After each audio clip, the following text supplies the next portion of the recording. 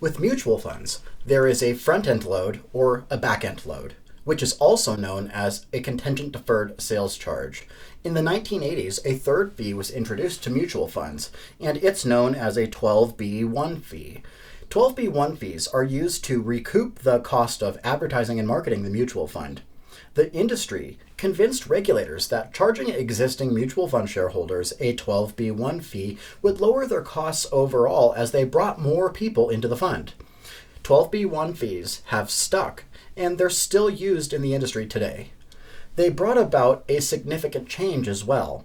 Prior to the implementation of 12b-1 fees, each mutual fund used to issue only one class of shares, and this changed almost immediately following the inception of 12b-1 fees, as funds began to issue multiple classes of shares backed by the same portfolios with different fee structures. This period in the mutual fund industry is sometimes referred to as fee madness. Let's examine the different classes of mutual fund shares and how they're structured. Class A shares typically have a high front-end load, no back-end load or contingent deferred sales charge, and low or no 12b-1 fees. Class A shares are appropriate for a long-term investor. Why? Well, because you pay all of the fees up front and then there's no drag on the performance of the portfolio from the 12b-1 fees. Class B shares have a back-end load, known as a CDSC, a contingent deferred sales charge, and they have moderate 12b-1 fees. Remember that 12b-1 fees become a drag on a mutual fund's performance on the long term. So B shares are appropriate for an investor with a 5 to 7 year time horizon. Why? Well, because by that time, the CDSCs has declined to zero. The longer you hold the fund, the less the contingent deferred sales charge is. And over time, you'll be able to redeem the shares without paying any sales charge.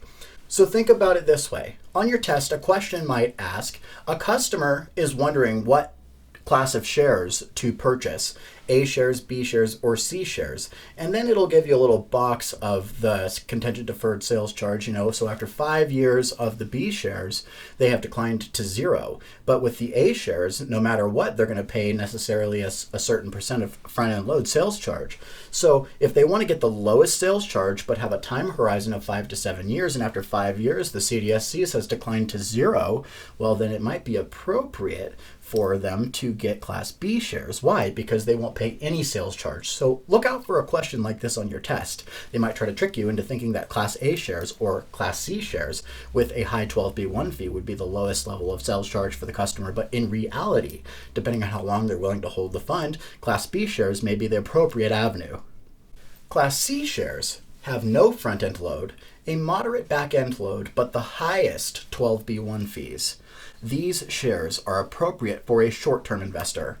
Why? Well, because the 12b-1 fees are so high, they become a drag on performance over the long term. They're short-term, so they won't have the money in there too long. So to summarize, Class A shares are appropriate for the long-term investor who is putting a significant amount of money into a mutual fund over the long term. Class B shares are appropriate for an investor with a 5 to 7 year time horizon because by that time the back-end load or CDSCs has declined to zero, so when the customer redeems, they will pay no sales charge. And Class C shares with a low back-end load and high 12b-1 fees are appropriate for the short-term investor.